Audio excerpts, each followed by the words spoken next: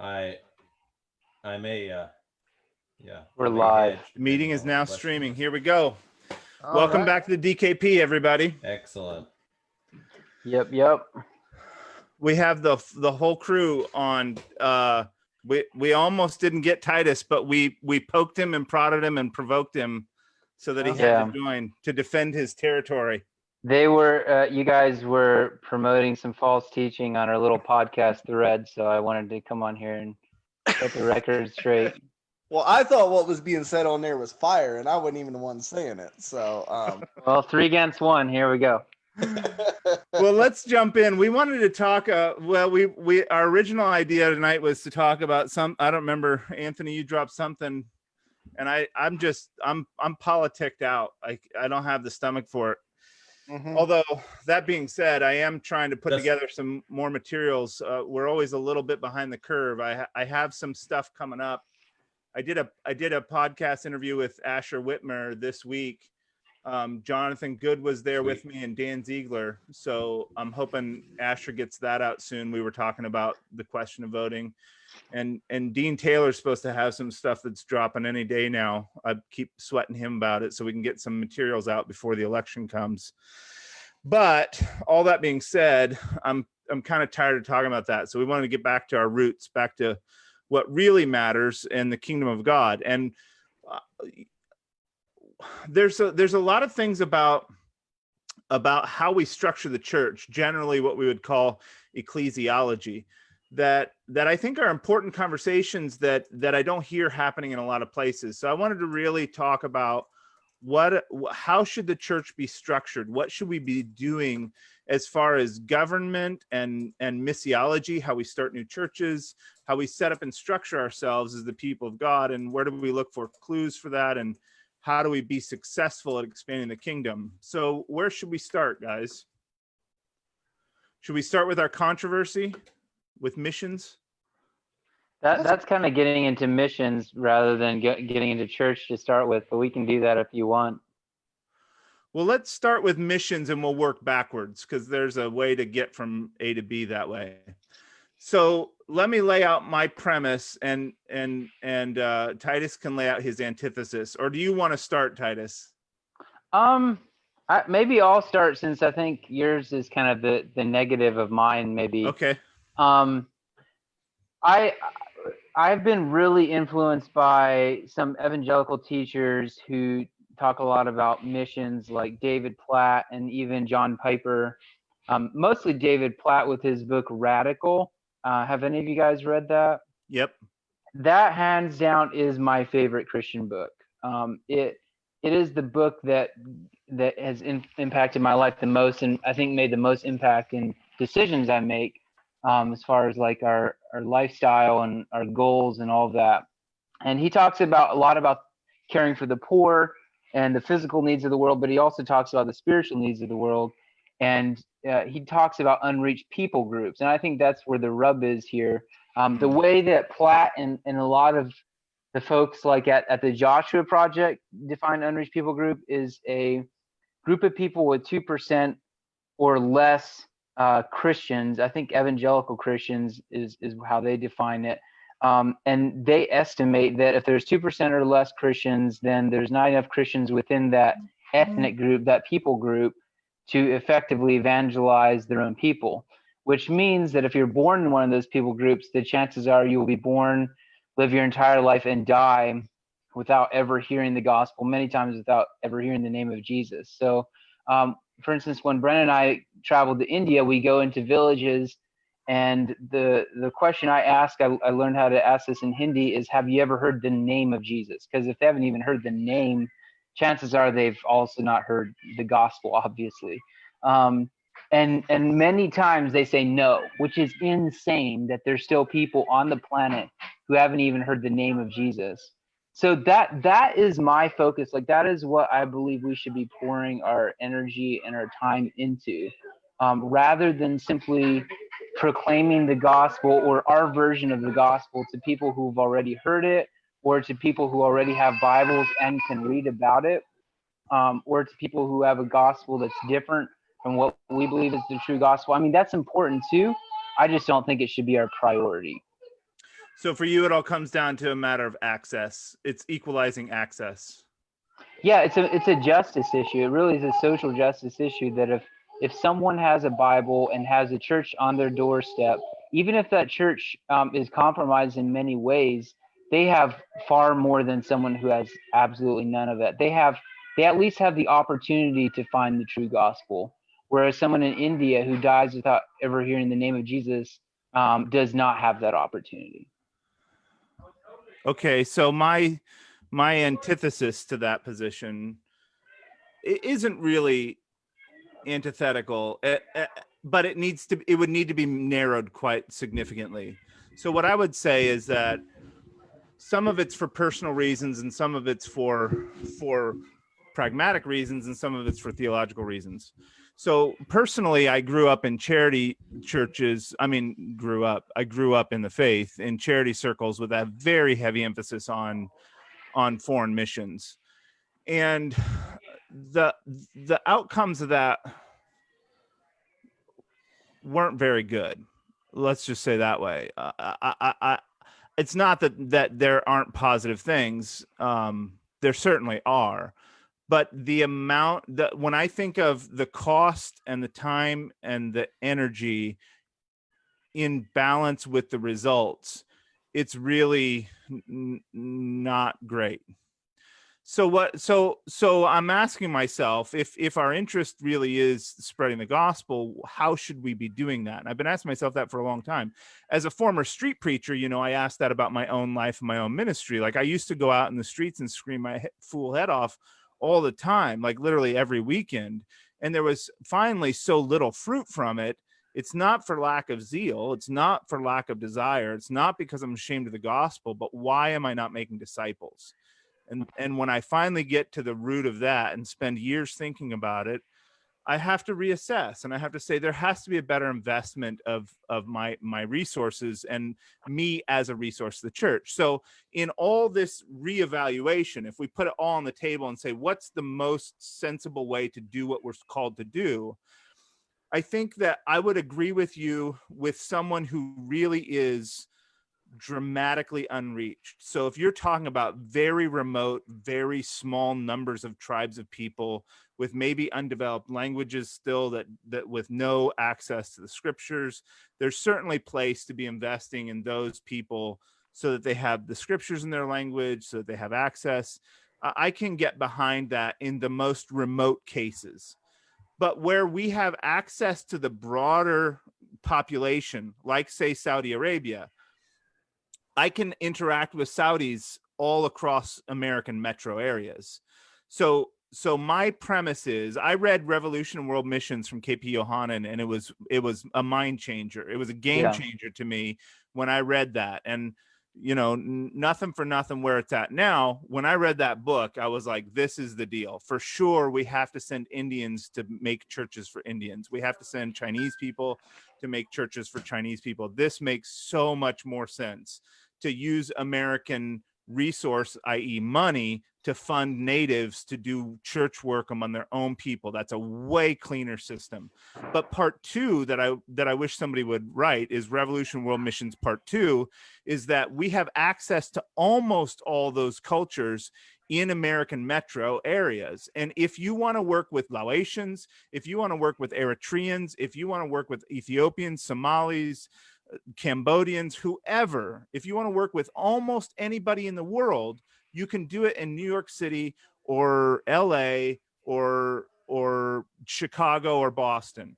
All these people groups are represented in America. Now, when I think, and to state my own prejudices, I'm involved in foreign mission work in Africa. We have a church community in Kampala. And so I'm not dismissive of the labors of people who have done that work before. It's really important. Can you wait just a second, son?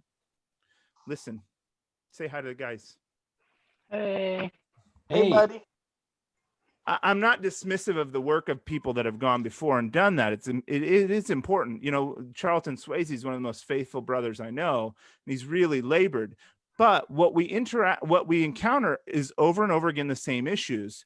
How do you work out motives? How do you deal with the subtle things? How do you deal with the problems that come up with putting Westerners, especially in post-colonial places. It's a huge liability, and you spend literally years devolving those issues that come with putting Westerners in post-colonial places. I could do so much more, so much quicker, if I could have sent a converted Kingdom Christian from Uganda that I met in the there's a whole neighborhood of Ugandans here on the west end of Boston. If we could have made a convert there and sent him back as an apostle to those churches, I've already undone all of that potential problem, because there's already a filtering of motive. He already got out. If he's in America, he's already gotten his golden visa. He's already gotten what everybody in Uganda wants, a trip to America and a place to be here. And if he has had that and walked away from it, at least temporarily, to go back and work with his own people there, we've already purified the motives of that person immensely. And then he knows his own culture, he knows his own language, he knows his own people.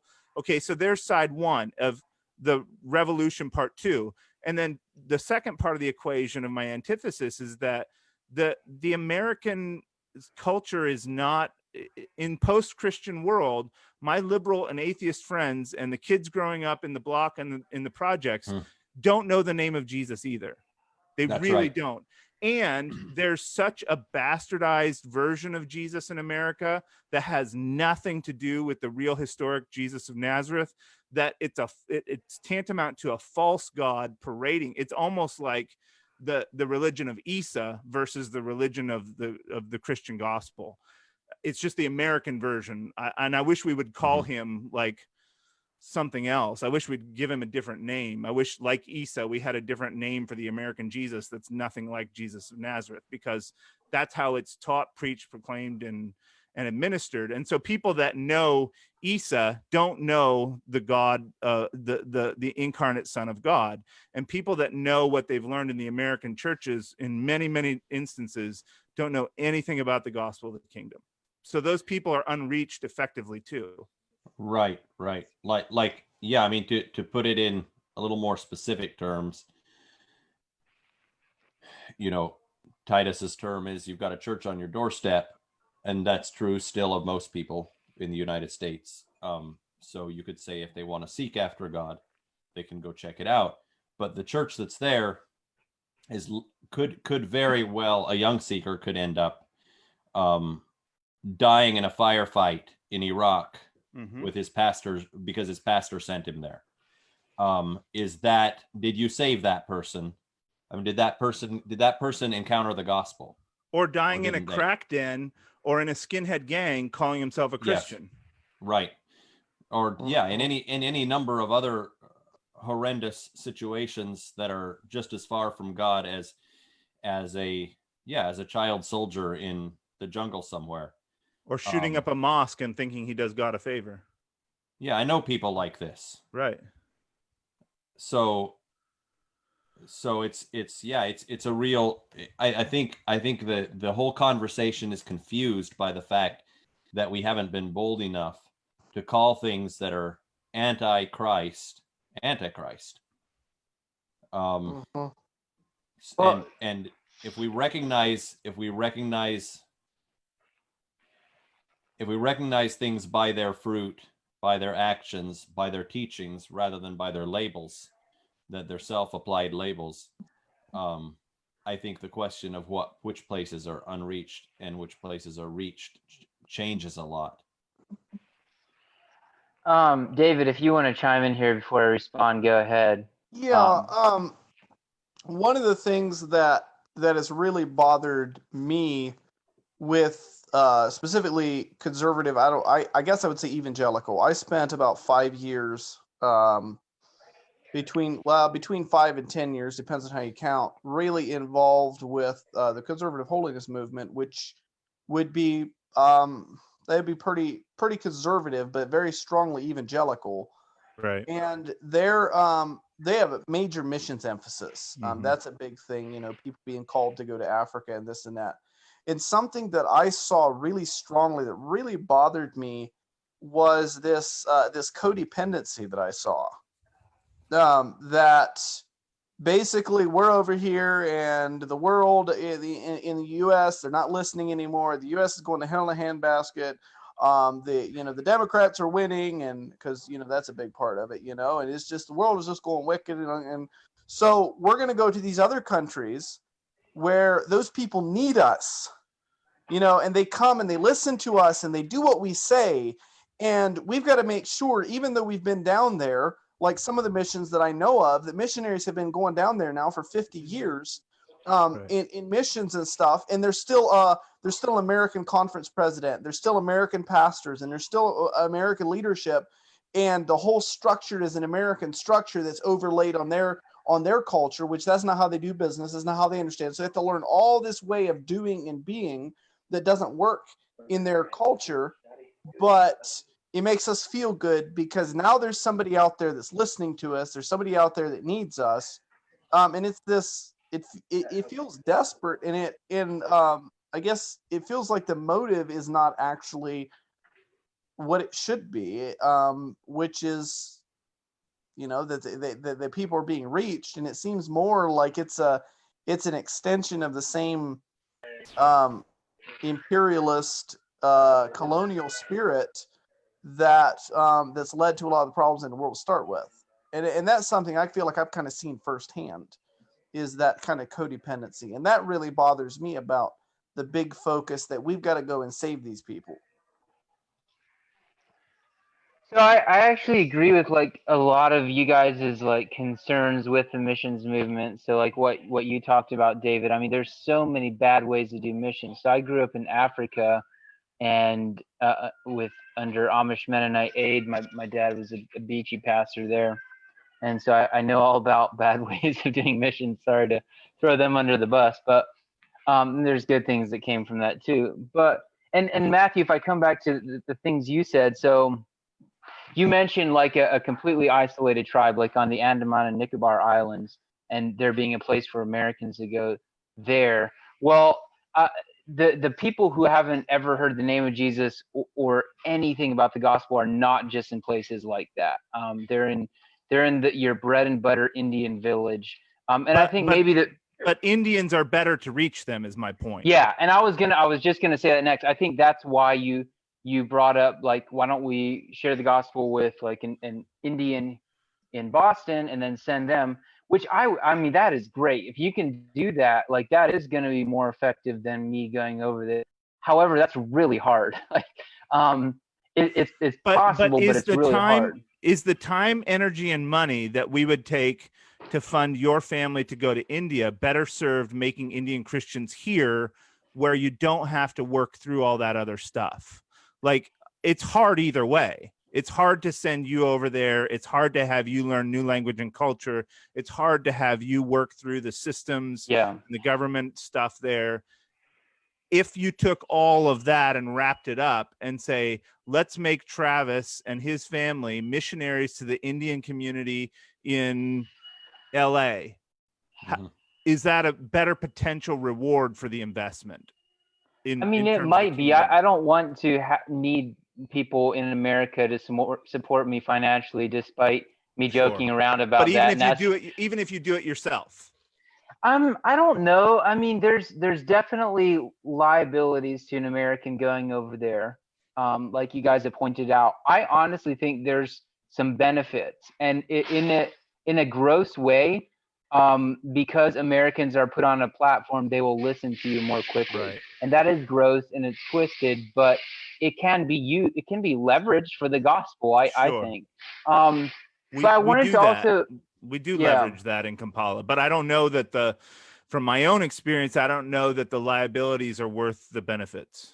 So I honestly have no issue. Like, if that's your strategy, all I'm saying is, like, we need to focus on these unreached people. So if your strategy is to reach people within their ethnicity here and send them there, great. You're still trying to reach the same goal that I'm saying should be the goal of the church. But to circle back to, like, the America is unreached, like, I hate that phrase, simply because the word unreached has been coined by missiologists, and it has a very specific definition. So if you want to use another word for America, like unsaved or under a false gospel, I'd be happy for that. It's just it's kind of like appropriation to use that term for America when it has specifically been coined within a certain study in Christian theology for yeah, I don't think that's a fair assessment. I'd push back against that, because how big of a group are you talking about is unreached? Okay, so say you've got a tribe in the Amazon that's by that definition unreached. Say there's a tribe of 3,000 people somewhere in the Amazonian Delta that are unreached by that category. But in the terms of Brazil, they're not unreached. So like narrow down what do you mean? What's that? I didn't quite follow that. Why would it matter where they are? What matters is how many Christians are within the ethnic group. Okay, but within the country that ethnic group is in, they're not unreached. So Brazil's not unreached, but a part of a tribe within Brazil might be unreached. So when I say people group, I'm not meaning geopolitic nations. I'm meaning ethne like. Okay, but look at the same analysis. If I say Michigan doesn't qualify as unreached, but if you give me a housing project with 1,000 people where the children growing up there has never heard anything about Jesus, don't they qualify as unreached? Yeah. So if you had a bunch of a certain type of Muslim living in Detroit, and there, and there's less than 2% Christian there, and they don't have churches, and they do not interact with broader American culture. Right. Yes. And I think there are small pockets of that in America, but it's very rare. Like the immigrants to America, although, they do keep to themselves, they definitely interact with Americans. So it's much less so than in the countries from where they came from. But I'm just talking about kids growing up in the ghetto. Here's the experience that shifted my focus. When I was looking at moving and starting a community in Detroit, this would have been in probably, I don't know, 2010-ish. I was getting involved in downtown Detroit with an evangelical ministry, just because I didn't know anybody there and I was just trying to make connections. And they had a housing unit for men. It was just housing, and they called it the Jesus House. And I went there. I was looking at buying a house in that neighborhood, and I had a friend introduce me. We went and saw all the guys at the Jesus House, and he introduced me and said, "This is the Milioni family. They don't normally allow women in the men's house, but my wife and my daughters came with me just so we could meet everybody." And he said, "This is the Milioni family. They're considering moving into the neighborhood." And one of the guys I was talking to in that room, by the way, it's like January, it's cold outside. They're all in ski suits because they don't have any heating in the house. And one of the guys starts crying, and I'm like, "Well, what's that about?" And he's finally chokes it back, and he says, "A family hasn't moved into this neighborhood in more than 10 years. And he said, the children that live in this neighborhood don't even know that mothers and fathers go together. They've never even seen a family. There's no concept of what you are in this place." And that kind of thing isn't rare in America, in American metro areas. It's not rare in Cleveland. It's not rare in Detroit. It's not rare in Cincinnati. It's not rare in certain parts of LA. It's really, there's a huge group of people that fit that category that know nothing about who and what we are. And I say, I don't know if they technically qualify by the missiology definition, but I say those are unreached people.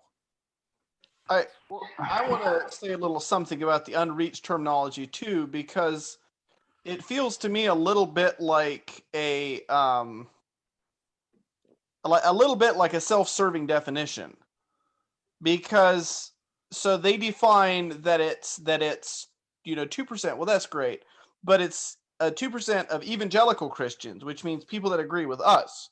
Right. Well, if I'm going to use that same definition, then, except we're going to say kingdom Christians instead of evangelical Christians. Well, now we're back to the same thing. Like, they create a definition that that suits them for their purposes, and it doesn't feel fair that now they get to define what makes you Christian and what makes you not Christian, because some of the places that they would classify as unreached aren't unreached if you count Catholics, but they don't want to count Catholics because Catholics aren't the right kind of Christians. But if I look at evangelicals and say they're the wrong kind of Christians, well, then I'm just being a little bit judgmental. Yeah, and that's a good point. Which is why I didn't want to mention that it was evangelical. But this comes back to a point that I did want to touch on, which is I think I would have a sense of like who my brother and sister in Christ is that would be different than where you guys are at. And this comes back to a dilemma that I've mentioned a lot, which is I don't think there's any biblical criterion that we can use to determine what are primary and what are secondary theological issues. I don't know any way to resolve that issue in my mind. And ultimately it comes down to how we weight certain doctrines as like what's primary, what's secondary, how much theological difference are we willing to live with. And I tend to be fairly ecumenical for a couple of reasons. I some of the groups that have influenced me the most, like the Moravians, are very ecumenical. I've been really inspired by them. Like Francis Chan, for example, has really influenced me. He's very ecumenical. He grew up in the Reformed setting, spent time in the charismatic world, and now he's kind of flirting with the Orthodox Church a little bit. But I mean, those are kind of lame reasons. I guess to me it just comes down to like what our gut feeling is, right? And so my gut feeling of what a true Christian is a lot broader than I think where you guys are at, and I don't know biblically how to resolve that. It doesn't mean that I am frustrated with the American evangelical church as a system. I hate it. But I think we all agree that there are individuals within that structure who are true Christians. Absolutely. I would probably say there's quite a bit more than what I'm guessing you guys would say. And I would probably say that I'm less antagonistic toward the structure probably than you guys are also. I don't know that you can get to be any more antagonistic than you guys are.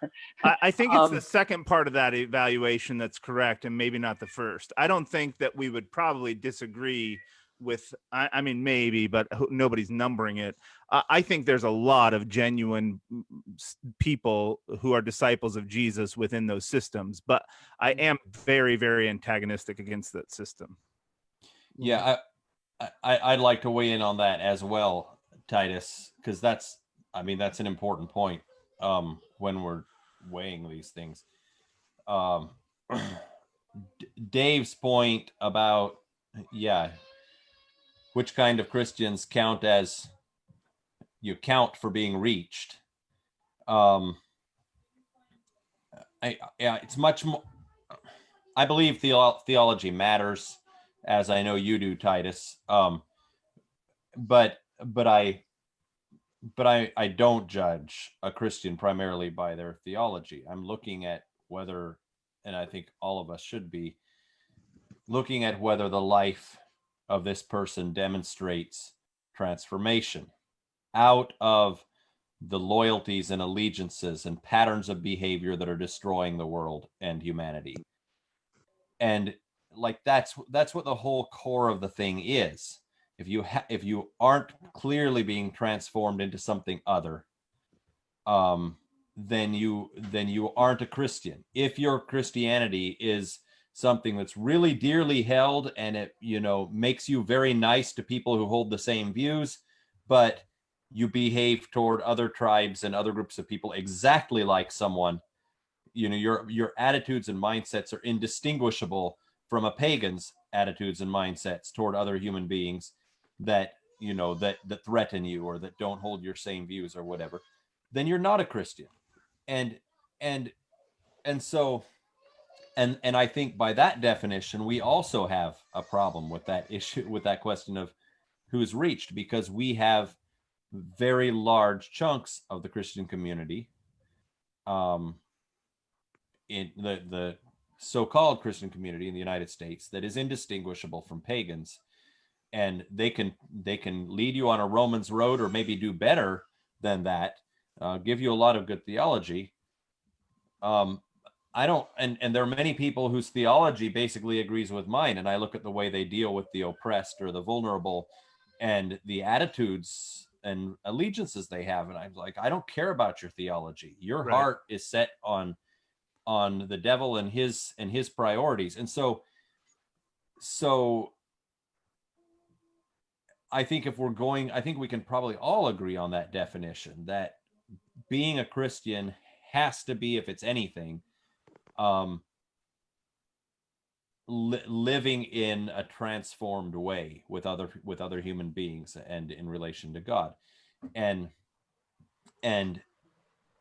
if we can share that working definition, then our question of missiology, maybe we can have a common language rather than a disagreement over what's reached or what's not reached. But I do think I think it matters. I think it matters. I'm very ecumenical in the sense that I really don't care nearly as much as I used to what denomination a person hails from. What label they put on themselves. You can tell very quickly with somebody whether their allegiance, whether their affections are in heaven, or whether they're not, and that's what distinguishes us from. That's why Jesus came, was to save us from the world, the flesh and the devil, and being a Christian has to mean being saved from those things. So when I look at the world around me, when I look at the people in my neighborhoods, I see people that are saved and people that are not, and we have large areas of our cities and so on that speak our language, that we already know how to communicate with them, that we don't have much of a language barrier, we don't have much of a like all the reasons Matthew gave, that have never seen what it looks like for a people to be transformed. I don't know if you guys are following the comment thread, but Dwight Gingrich actually on my page, Dwight Gingrich is watching. Apparently, Oh, he offered wow. a Hi, great Dwight. Yeah, He I offered saw that. It's good. a great resolution of unreached and post-reached, and the thing I like about that is it allows post-reached to apply to a lot of categories, because to be quite frank, the kingdom of God has a lot of mess to clean up in its colonial missions aftermath. Like the Christianity that there is in certainly East Africa, where I've traveled, is as bad or worse than everything that we've done here, and no surprise, it's come from here. And so that allows us to apply a term like post-reach to the name it and claim it prosperity gospel in East Africa that needs just as much reformation as what's calling itself Christianity in America. And it allows us to apply a term of need to these cases that are not these, isolated, unreached, untouched peoples, but also in desperate need of the gospel, just like post-Christian America. So one of you, and I can't remember if it was Anthony or Matthew, said something privately that I'd like you to repeat publicly, and maybe as a clarification, along the lines of because we're talking about people that are sincerely Christians, that are transformed, but you said something along the lines of people's eternal state, that's in the hands of God, but you can't properly call it Christian. I think it might have been you, Anthony. Do you recall the comment? Was that just in our thread today? Yeah. Yeah, I think it was like the pre-conversation. Yeah. And what's your specific question about? You want me to just restate that? Yeah, we're talking about we're talking about what you can define as these are people that follow Jesus. Now, obviously, you think if you're Baptist or whatever that's raised in a God and country kind of environment, and that's all the gospel they've ever heard, and they love Jesus within that to the best of their knowledge. We're not sitting here saying that everybody like that is damned to the pits of hell, but they're not living in conformity to what the teachings of Christ are, and you can't properly call that Christian. Right. I think. Yeah, I mean, you restated pretty much what I meant. The idea that there are parameters on the faith once delivered to the saints. Mhm. And the apostles handed down teachings. Jesus gave us clear teachings what his kingdom is about. And if we go around judging, we're responsible for what we think that is. And each of us is responsible for that, to live that out to the best of our knowledge. And if we begin to call things that, we begin to match things up, and we say, well, this doesn't look like what Jesus and the apostles gave us. But they say they're Christians, so they must be. At that point, the term loses all meaning. Right. So we can be wrong about exactly where those parameters are, and that's why God's the judge. We probably are wrong in some areas of where we draw the boundaries of what's Christian and what isn't. We probably draw them too wide sometimes and too narrow sometimes. But the boundaries do exist, and personally, I have a very broad view as to who I think God saves. This is probably too big a subject for tonight, but I'll just go on record that I don't believe people are damned to hell or to destruction for things they had no choice in. So I think that's unjust, and I do not attribute that behavior to God. I don't know what that means for unreached people groups who are born and die without ever hearing the name of Christ. But I know that if Christ is worth preaching, then I'm not going to attribute things to him that I think are unjust. And that's as much as I'll say on that. Yeah, we're going down a conditionalist trail. It's Yeah, another no, podcast. that wasn't That's not. that wasn't where I was trying to take it, Matthew. But the reason why I wanted that stated clearly was because if I was somebody hearing that, and even years ago, especially, but even now, if I was somebody hearing it and didn't know the people hadn't had the conversations, I might have heard you as saying everybody that doesn't share this view of Christianity is damned. Right. And I just wanted that clarified, that that's not what's being said, because we don't know who's damned and who isn't. Yeah. But we do know this is what Jesus said, and if you know what Jesus said and you decide not to do what he said, I don't want to be you. Yeah, we can't make any guarantees at that point. Right. And we shouldn't. So, if you would look at it from a perspective of justice, like equal opportunity of access to the gospel, I think that's, and we don't need to keep going around and around on this, but maybe this will be my final point on this. I think that's the point I'd like to drive home. And I'm actually with you, Anthony. Like I used to be a hard advocate of everyone who's never heard the gospel was going to go to hell and they deserve it, because they sinned. At this point, like I don't know, maybe they will, maybe they won't. I'll leave that in God's hands. That's not my motivation anymore. My motivation is to see people from every tribe and nation and tongue around the throne, and to be obedient to Jesus' command to proclaim the gospel.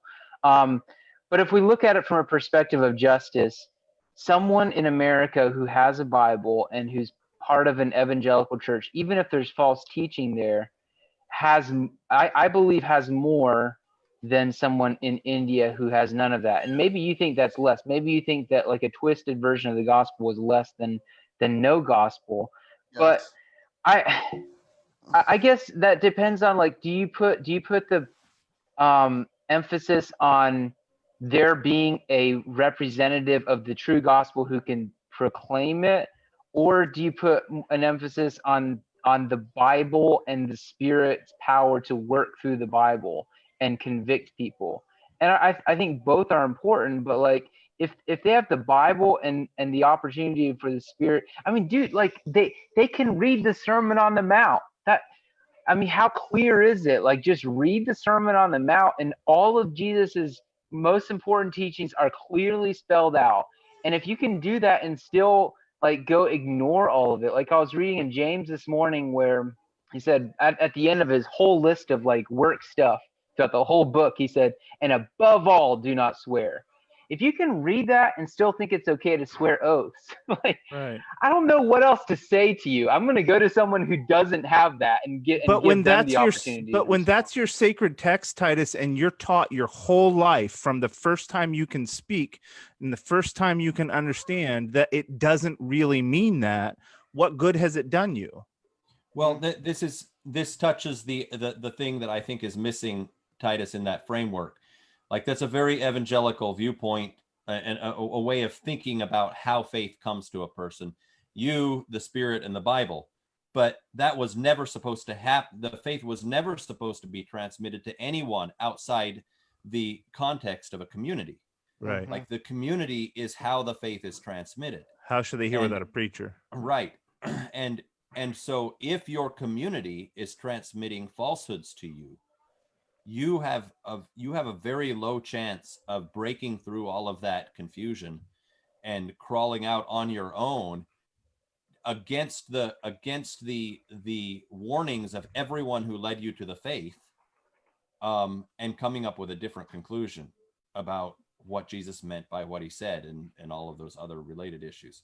So, but maybe David should have a chance to say something, and then we should give Titus the last word and move on to the church growth.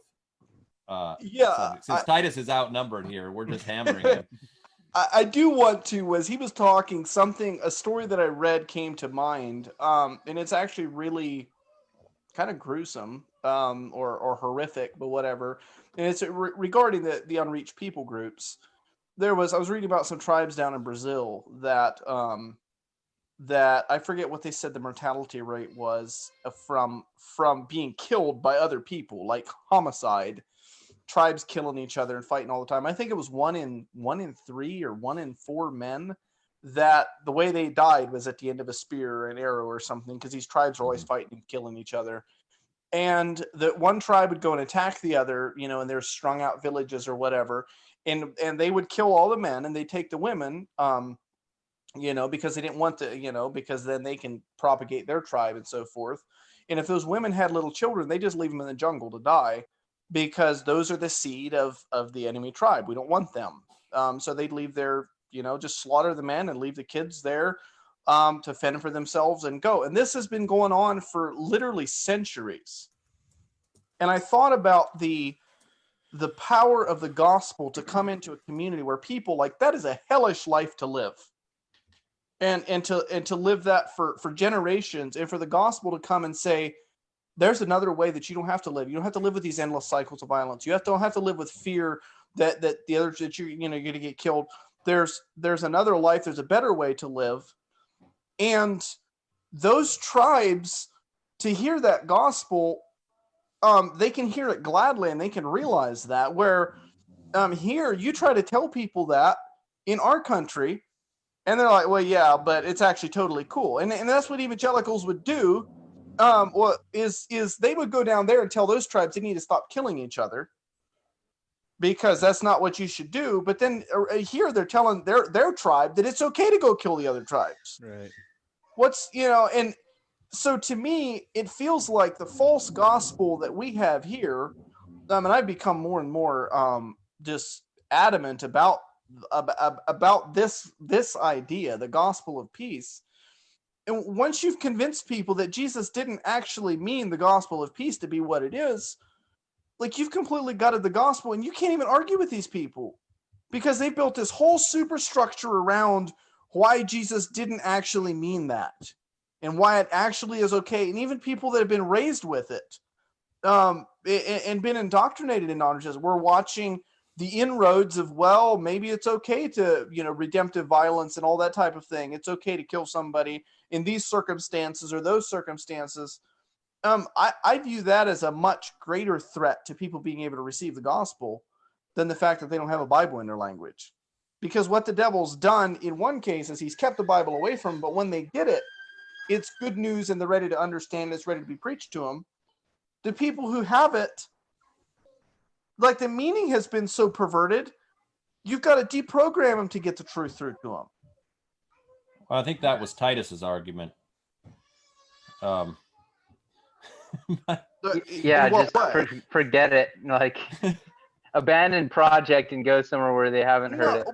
But no, I'm not saying that. But that's not what I'm saying. What I'm saying Mm. is we need to be reaching the people in this culture because if we don't fight those fights and work to redeem this culture, we're talking I guess levels of reachedness. And so what I'm saying is if we're talking about who has the most need, it's the people who've got the perverted gospel that have a greater need than the people that have never heard at all.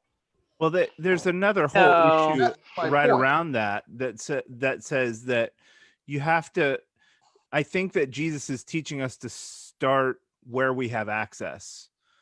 Jerusalem is the closest place where you have influence and opportunity, and that's the framework for which. And this is the other, I think, travesty of the foreign mission model, at least as it's been practiced a lot, is that we're not sending people who are practiced and experienced at making disciples and starting churches here to go and then exporting them to go do it somewhere else. Like, you're so successful at doing this among your own people, go take on the risk and liability of doing it in a 10 times more difficult arena because you're so good at it, because you're practiced, because you're experienced, because you understand.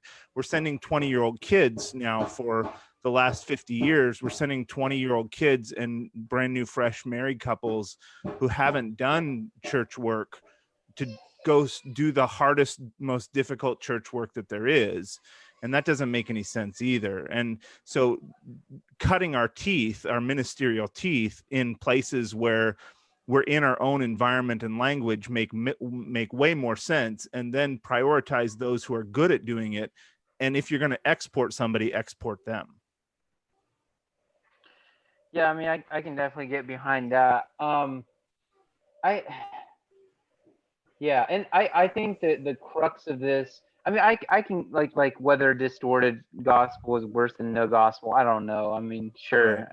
I can. They're both bad. And I think that the whole crux of this comes down to like how ecumenical we are and what we think is false gospel and true gospel. So we need to do a podcast on that at some point, because like I believe that there's more good within Protestantism and Orthodoxy and Catholicism than I think you guys do. Although I could be wrong, so we should do a whole episode on that. But we should. did so. As my final like statement, I mean, I feel like you guys kind of beat me in this debate, and at least probably by our viewers' definition, because I'm guessing most of them will be on your side, which is fine. It wasn't a fair fight, though.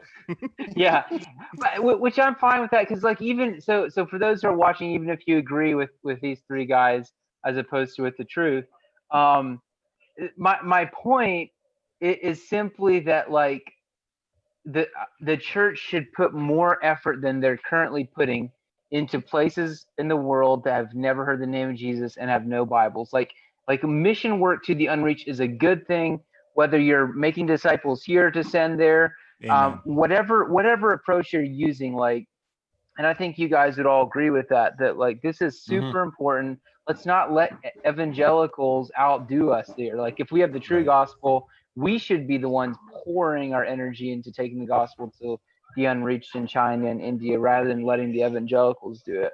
I think that's a great compromise between all of our positions. Yeah, we can back you up on that. And by the way, Titus, I listen to your podcast, and when I hear you talk about these things, it's always inspiring, and I really appreciate your heart and some of the things that were said about motives. I hope that you didn't take personally, because I certainly don't feel like you've got. I don't sense those weird any self-glorification or that kind of thing in you, and I appreciate your. We need your voice. Thanks.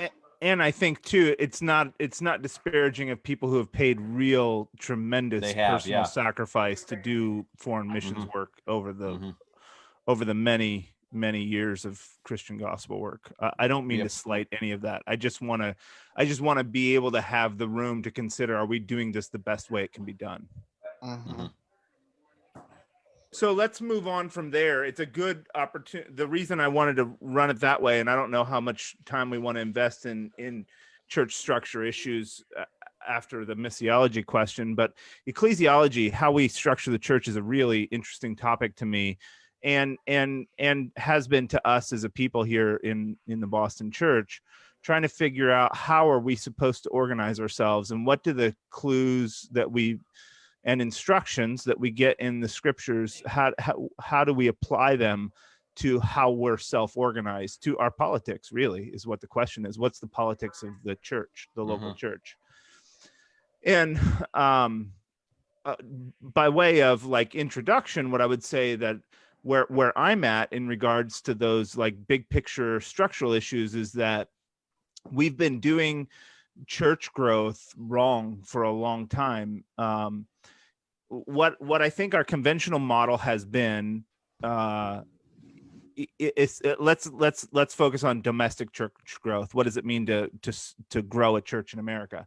So there's two models. One is the megachurch model, which is fairly new, where you just grow in one place indefinitely, where you have thousands and thousands of people all calling themselves a church in one place, which I don't think that, right. I don't think that's a big temptation to many of us.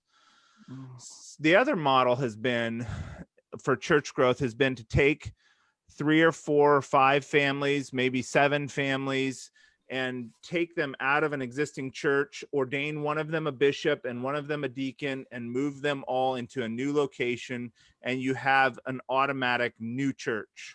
Now, where you had one big church, you have 2 smaller churches. And that shows up in its locale as a fully formed, fully functioned church proper. Maybe it's still connected through a bishop for a little while and a conference or something like that, but that's the basic strategy, is that you make a church whole. And then that church does what the mother church did. It tries to bring people in at its best.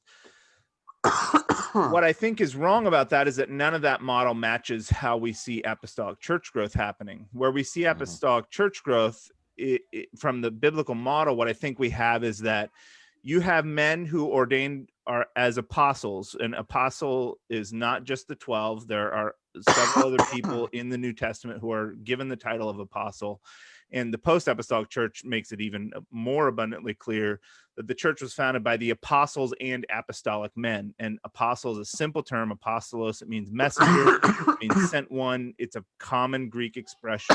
It means just that you have a charge to go somewhere and do something. And those, we call them church planters. Church planters are charged to start new Christian communities in new places where the church isn't. And it starts from the apostle himself. He's making disciples there in that new place and forming a nascent group that wasn't a group before. And out of that new group, then that new group of disciples begins to organize around the direction and instruction of that church planter. Now, I think that just for purposes of the sketch, we've outlined 4 main responsibilities of the church planters. His job is to found these new communities in doctrine and practice, to weigh in on disciplinary matters, to connect the churches who are not otherwise connected. And we see this, like, the churches in the apostolic era are connected through their apostles. Like, the apostles at the center and the churches are the spokes, and he connects all of them together. So that's why we see Paul raising money for different churches in different scenarios. So he connects the otherwise disconnected churches, and he establishes future long-term leadership.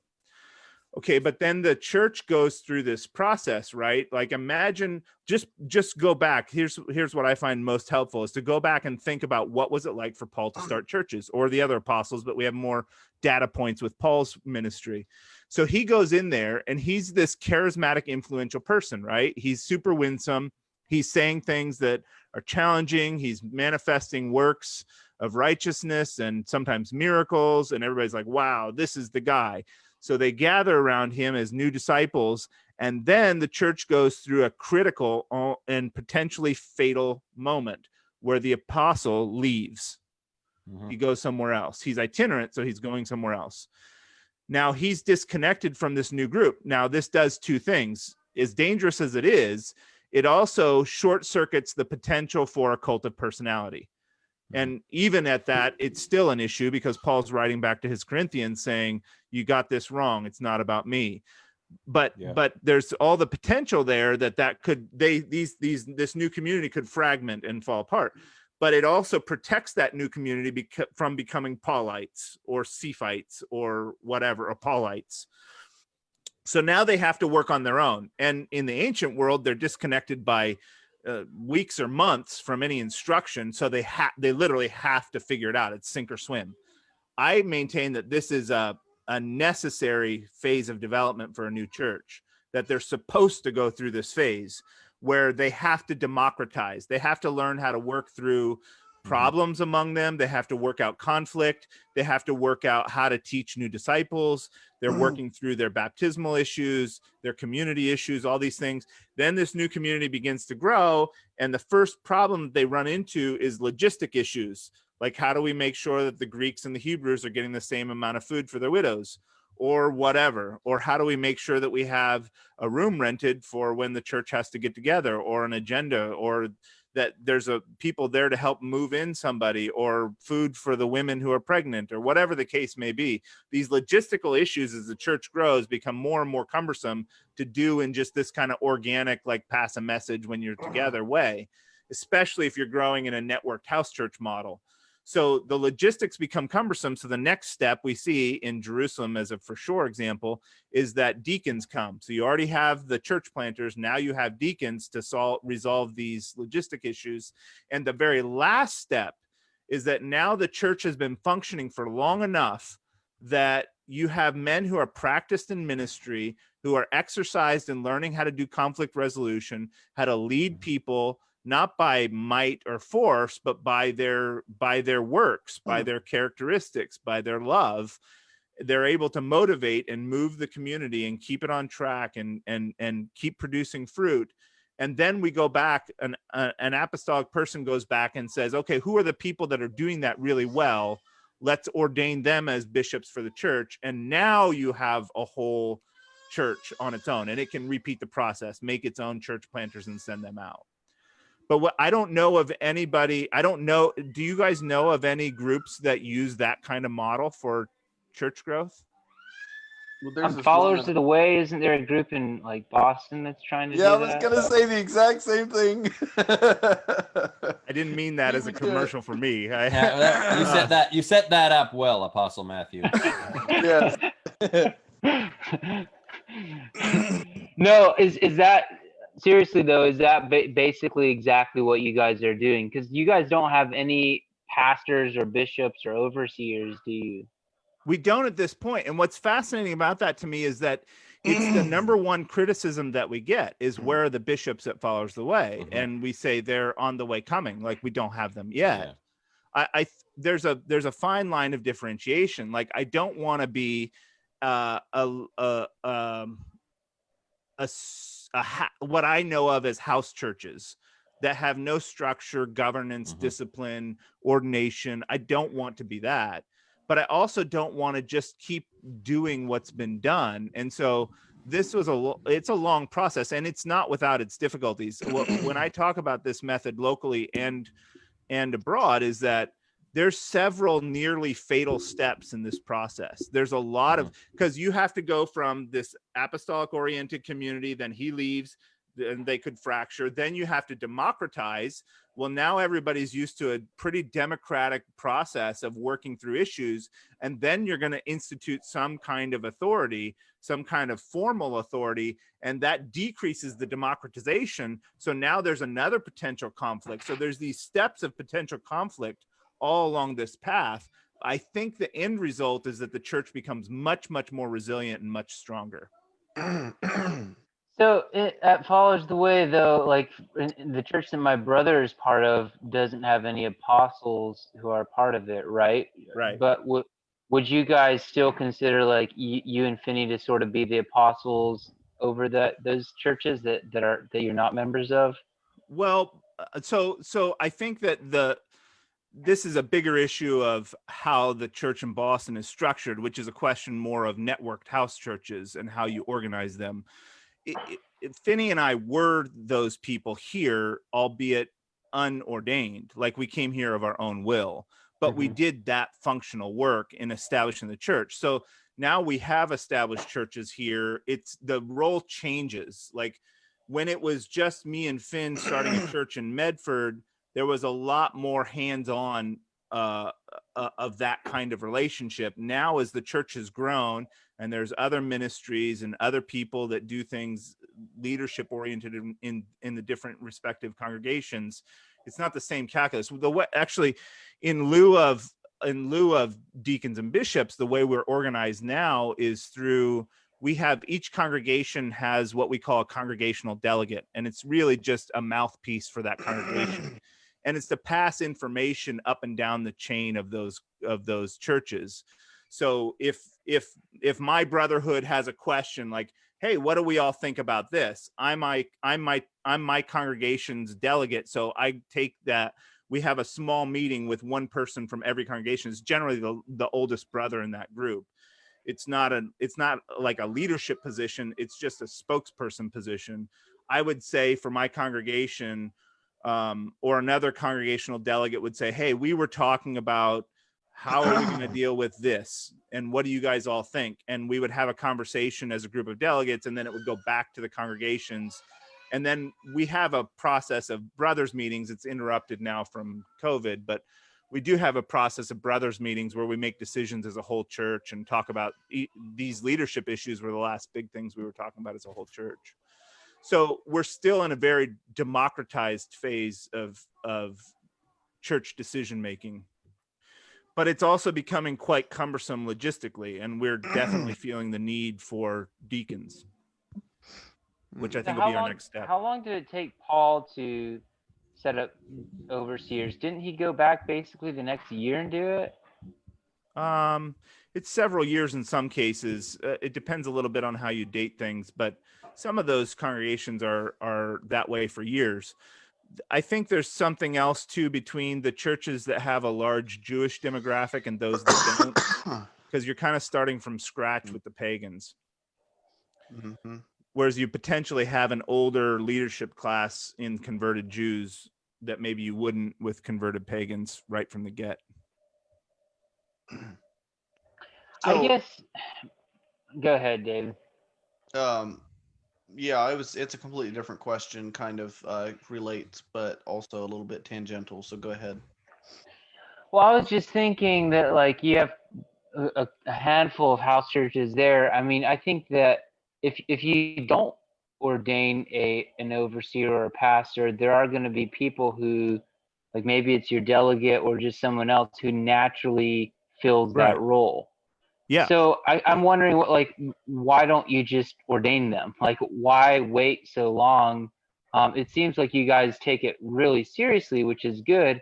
And I heard once that like you guys believe that there needs to be like grown children who are believers. That seems to me to be like a little bit of an over literal reading of that text, but that's just me. So I think that there can actually be problems with like having people fill that role, but they're not recognized for what they actually are, which is a shepherd in that case. So why don't you just recognize them now? Well, there's a couple things. I think that unordained phase of developing your ministry is an important ministerial training. Like to be able to do those things by persuasion and by love instead of by authority is an important development tool to teach ministers to do their job well. Like I liken it to my family. Like when I leave my home and I leave one of my older children in charge, they don't have tools of discipline to navigate how to deal with things in the home. Like they just can't do that. Even my older children, they don't have the right or authority to do that. They have to learn how to convince people, how to get their brothers and sisters to agree to go along with the program.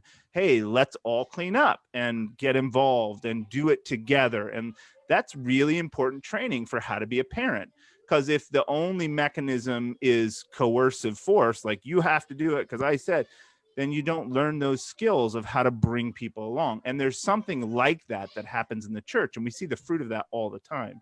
So that leads me to the conclusion that the terminology that we use, you're not the first to say that we're over literal. In fact, some of our very dear friends of the church here think that we're way too literal with those things. But there's two responses that I have. I would rather the churches be without bishops than the children be without fathers. And I know so many of the charity churches over the years chewed up, spit out their ministers, and their children went 70 different directions because their father was trying to run a business, trying to have 8, 9, 10, 11, 12 children, trying to keep his marriage together, trying to do gospel work, and trying to organize the church. And you can't do all those. And either you do one well and 4 bad, or you do none of them as good as they should be done. And the fact that we call these people elders, which is literally old men, like it's literally the word old men, the old men of the church are What about the to be, Mormon missionaries on bikes? They're elders. funny story. I used to be a part of a gleaners group in Oregon where there was a lot of Mormons. It was a great group to be in because they were really good about long-term storage. And I was a big family. So I was like, yeah, sweet. This is the group to be a part of. But I was doing a project with them one time, and they brought some of these young missionaries around. And one of my friends introduced me to this young kid, this 16-year-old kid. And he's like, this is Elder so-and-so. And I was like, I told him right then and there, I said, that kid can't even grow a beard. There is no way I'm calling him Elder so-and-so. Yeah, it is pretty bizarre. Yeah, so these are supposed to be old men, and I think that that's reflected not just in the terminology, but also in the requirements that your children do not run and riot, that they're faithful children. Those are literally what the requirements say. And I think that we're better to wait than to short sell those requirements. I think it's better. The grace is on trusting that God will take care of his church until the right men are there, rather than trying to short circuit what he's put in the institution to protect it, to make it how it should be. I don't know how far we're going to take that. I'm glad that we've leaned the way that we have. I don't know how long that's going to carry us, because there's similar requirements for a deacon. And the fact is we have to have deacons sometime soon. Like we can't put it off. It's becoming logistically cumbersome for the church here. So it's something that we're constantly weighing. How much of that do we deal with? And I think, like Dean Taylor has grandchildren. I had my first grandchild. I have some baptized. Which doesn't mean you're an elder. You're still pretty young.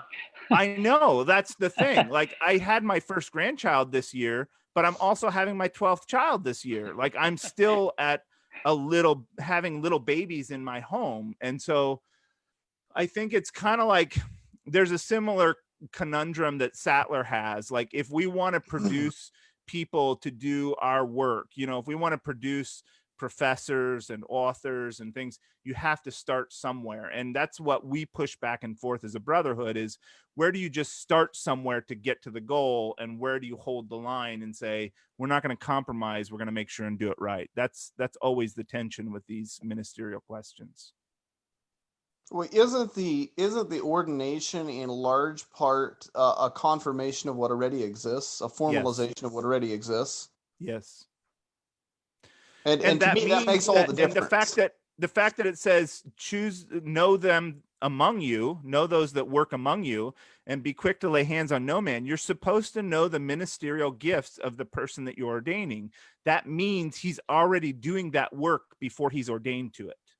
That means he has an initiative from his giftings that are propelling him to do this kind of work, to act like a shepherd, to act like an evangelist, to teach in the church. Those are already things that are coming out of him before he's ordained. You don't get that when you're ordained. You do that, and then you get ordained. So God does call the qualified. Yeah. Yes. I think it's worth highlighting and hanging out on that concept that you brought up, Matthew, about being able to influence without a stick. The there's just a couple of different reasons that's really meaningful. One is authority is not given so that you can coerce people, so that you can force people who don't want to go along. I don't believe, if you look at the New Testament, it's about being able to create a vision. It's about being able to motivate people to work together on something worthwhile. The way I would say it is, if you can't lead without conferred authority, then you don't have the right to lead. You don't have the right to have conferred authority. And the second thing, the second reason for making sure that someone has actually has had scope to exercise those leadership roles before they're formally recognized, is that if you have, there are some people with character flaws or weaknesses, personality flaws, or whatever it is. Some of us are just not cut out to be able to handle conferred authority, to be able to handle knowing that we're in this role, and knowing that there are verses in the Bible that say, let yourself be persuaded by those who lead you. Some of us can't handle that. And the if the authority comes from the congregation, if it's the congregation or the apostle in consultation with the congregation, who has to confer that authority after you have a track record, then they've had a chance to see if you're bad at handling power or not. They've had a chance to see what happens when people resist the direction you think things ought to go. And it prevents the congregation from it prevents mistakes about who to confer an ordination on. Because when you have a simplistic or simplistic process that doesn't screen people well enough, or you ordain people too young before they've had a chance to get something of a track record behind them, you end up with, that's where a lot of the men come from, who throw their weight around and hurt people, thinking that they're serving God and blessing the church. And it's much, much easier to find that out on the front end than on the back end, and have to try to figure out how to undo the fact that you've given a bunch of authority and power to a person that's now misusing it. Well, there's all kinds of skills. It's not just the authority dynamic, the power dynamics, which are super important. And we see travesty after travesty in the church with ordaining men who are not capable of using their authority properly. But it's also I think so for my own self, I started my first church when I was 21, 22 years old. And that's not something that 21, 22-year-olds should be doing. And I was just reflecting this weekend when I saw a bunch of people from my old church at a wedding I was at. There's a lot of reasons that 21-year-olds should not be starting churches. There's a lot of fallout from those things. There's a lot of good things. I don't regret it. There wasn't anywhere else for me to go. It's not like I feel like I did something wrong. It's just that I understand very well why that's not the paradigm that the church is supposed to be built out of. And when I was a young man, I wanted to be a bishop. I said, okay, it says, if any man desires the office of a bishop, he desires a good thing. What do I need to do to put my life in order so I could be a bishop? I want to be that. I want to be faithful to God. I want to follow him in this calling. And when I was young, I felt like these requirements for the office were like hurdles that I had to get over in my life. I had to like a hurdler, I had to run and jump over these things and raise my family and do this thing and not be greedy, and it was hurdles. And what I came to understand after a lot of my friends who were church leaders, who were better men than me, had abysmal failure either in their churches or in their family life. And I watched just plane crash after train wreck after plane crash after train wreck. And I was like, something's not working here. Like, this is bad, bad, bad stuff. Like, this is not the kind of outcome that I want in my life, because I love those men and I know those men and I trust those men, and it's not working out. So what are we doing? How do we do something different? And over a process of time, God really worked in me that those requirements of having faithful children are not an obstacle. They're a license. What God is saying in those things is that, young men, you don't have to worry about the church right now. Worry about your family. That's your job. Do you want to be a minister in the church? Do you want to serve the church? Then learn how to care for your children. And having raised a few, my oldest children now, what I realize as a father with some older children, and they're still young, my oldest is 20. What I realize is that you have to change and you have to shift your stance and your footing to deal with every new age for every child. And that flexibility to come to the place where you realize, as a Christian father, you can't have formulaic approaches. What works in one situation does not work in another, and what works at one age does not work at another, and what works with one child, one person, does not work with another. And the ability to flex and shift and move and respond in different ways to those different situations in discipling a whole life is the necessary skill for becoming a minister in the Church of God. And that's why it's framed that way. Else, how shall you take care of the house of God? Like, you have to learn these skills, because a bishop has to do that. He has to know how to deal with an individual situation, a timing, all where to pull, where to let go. All this is really, really delicate art to mess with people's lives. And God's saying, you have to be proven. The people that know you best have heard you every time you've been out of control, every time you've been upset, every time you've been angry, every time you've been inappropriate, every time you've been lazy, every time. They know every flaw in your character and life. And if they still want to follow your God, then maybe you're qualified to help in the church. That just makes sense to me. That's good teaching. That really is. But we haven't done that, and our churches suffer for it. Well, it does say that if your kids don't behave themselves, you should sit on them. That's what it says. It says, having his children in subjection with all gravity. What does that mean? See, you need to add that, since you're The bigger you are, the better father you are then. Yeah, that's right. This is why Dave is not a minister in the church.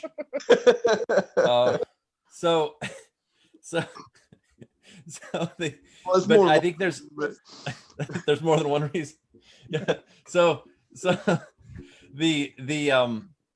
I think that's really worth a really good point.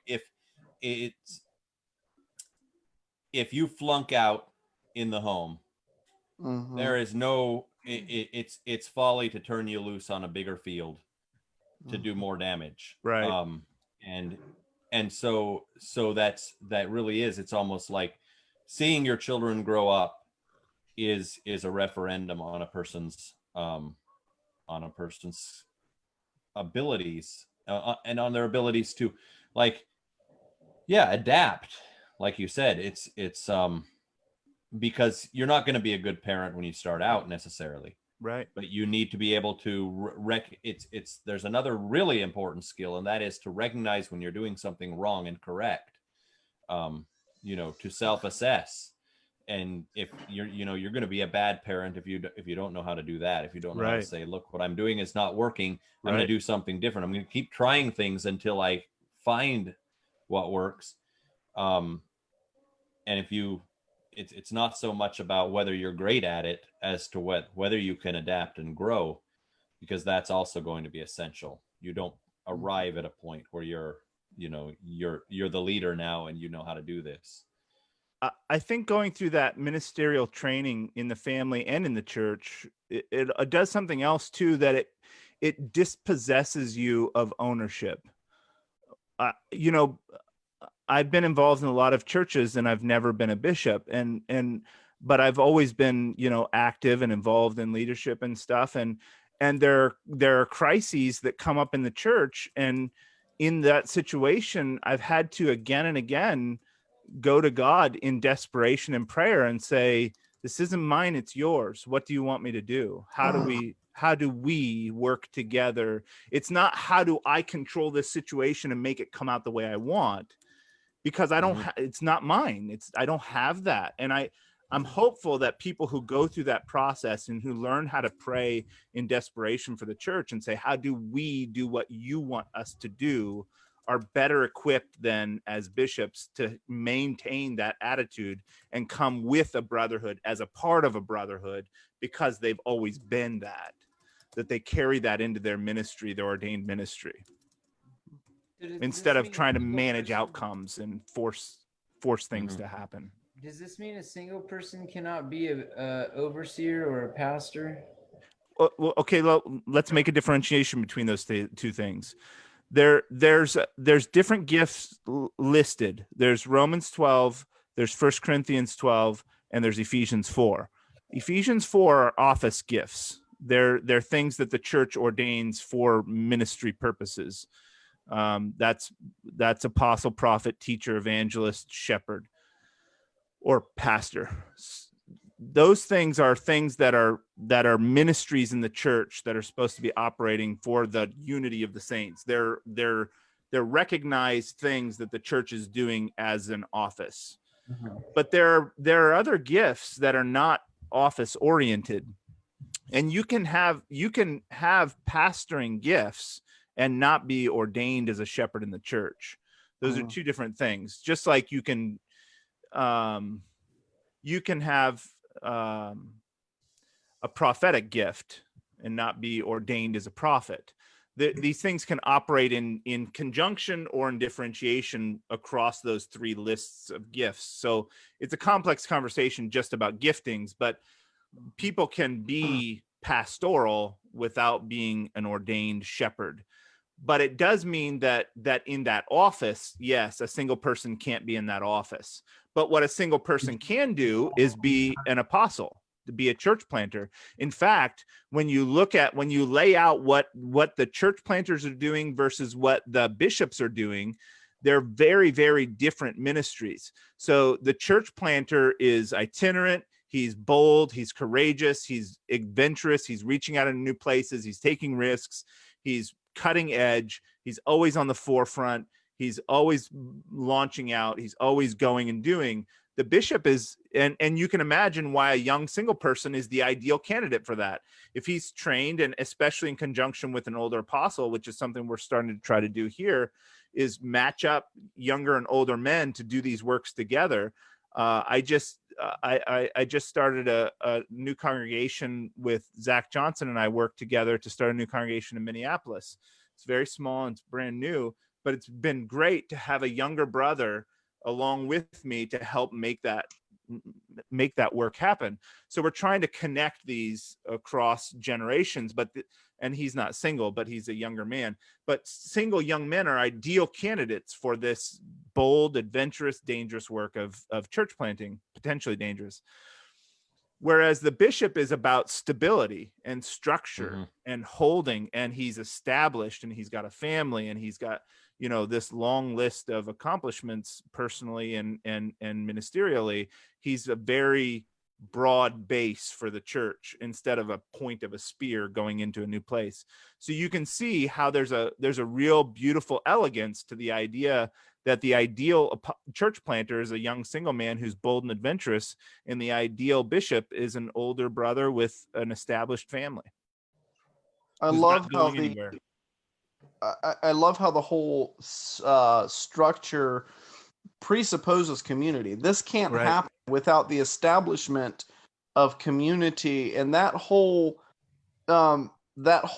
community is something that the church world at large doesn't really know much about. And coming from an Anabaptist background, that's one of our real strengths, is that community across, not even just locally, but the broad national and even international community that's there. And that's what the church is supposed to create and do and be. Right. And I like how this structure doesn't work without the community being created Absolutely. to support that. And the community is an important issue with the gospel too, and I think that's why this form of church growth is really really impressive to me, is because so like going back to my street preacher days when I would always go out and preach on the street corners, what I came to realize at a certain point was that a part of the ineffectiveness of that approach was that it's all well and good. And, my street preaching wasn't all shouting. It was caring for drug addicts and prostitutes and homeless people and bringing them to my house. It wasn't an impersonal, I wasn't just like a shouting street preacher telling everybody they're going to hell. I really did care about people. I really did love people.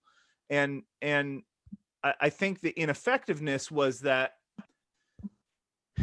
it's all well and good to say to anybody, Jesus has the answer. Jesus is the answer for you personally, for humanity, for man and God, for everything. Jesus is the answer. Let me tell you about him.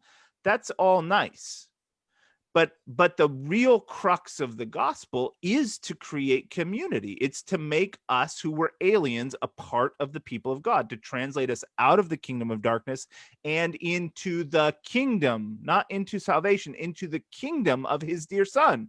That's the purpose of the gospel, to make us a part of a people that we did not belong to before.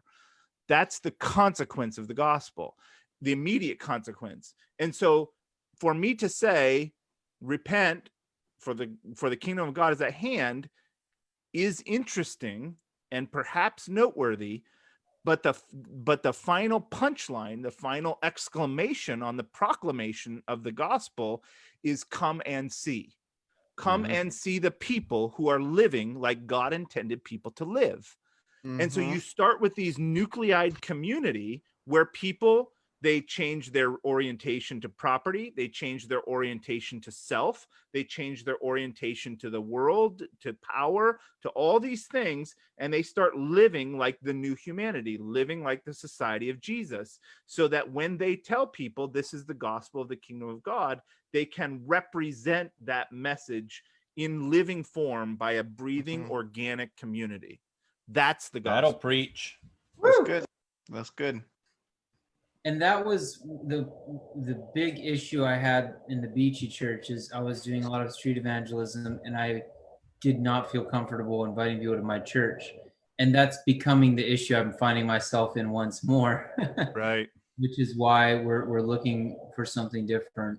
But yeah, that is such a big deal. Like, and I think that's how Americans especially are going to be reached. I think that there's opportunities with foreigners in kind of traditional style, just straight up share the gospel, and they might actually respond positively. With Americans, there's very little hope for that. And I say that as tried it a ton. What I think there is hope for Americans is exactly what you spelled out: a countercultural community of people who are living out a compelling new society, essentially. Well, that would be attractive. That's why people flock to Holmes County and Lancaster to see these quaint people that live in community, and have this way of life. But they're like, yeah, it's nice, and everybody's like, there's that appeal, but it's like, but this is it's an ethnic thing, and it's not for me. And the message of the gospel is this is for everybody. This is the kind of community that not the cute little buggies and whatever, but the community where people actually show up and care about each other and are in each other's corner. That's the whole point. Right. Well, that's our nation's hungry for that. They are. It's the hope of the church, is to be the church.